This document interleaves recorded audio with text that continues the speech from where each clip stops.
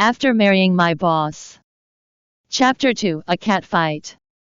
If it weren't for her coercion, I wouldn't be marrying her, Justin blurted without the slightest restraint.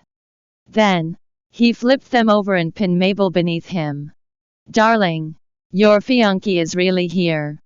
Placing her hands against his chest, Mabel pointed in the direction of the bedroom door. That's impossible.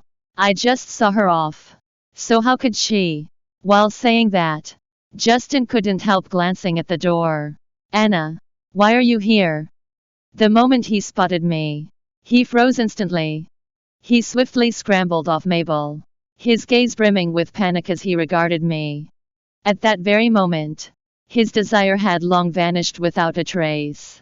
Panicked, he didn't even have the time to cover his birthday suit. Mabel, on the other hand, pulled the covers around herself and looked at me with a derisive sneer tugging at the corners of her mouth. By then, my face was already stained with tears. Inundated by wrath and hatred, I wanted to vent at the cruelty of the truth. But I merely spun around to leave. Justin quickly chased after me with a towel around his waist, his gaze radiating guilt. I can explain. Anna. What else is there to explain? I saw everything clear as day just now. So what else do you have to say? While I was hurting so much that I couldn't even breathe, his offer of an explanation gave me a glimmer of hope. But just then, Mabel appeared in Justin's shirt. Her wavy curls were draped over her shoulders in a tousled mess.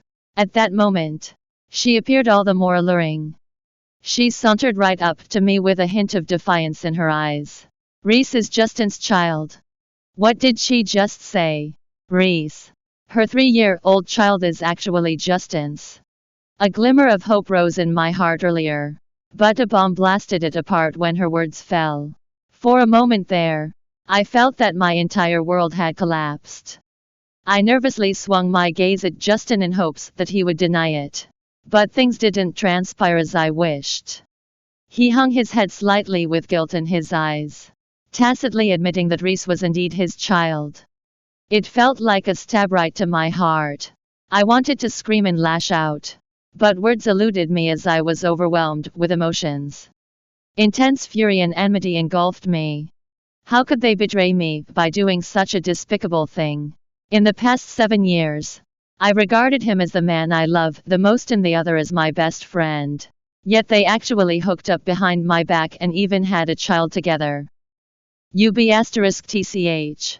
As the lid on my wrath and humiliation exploded, I lifted my hand and swung it across Mabel's face. I put so much strength into it that my hand went numb from the sting. Mabel. Justin's voice rang out, filled with worry for Mabel.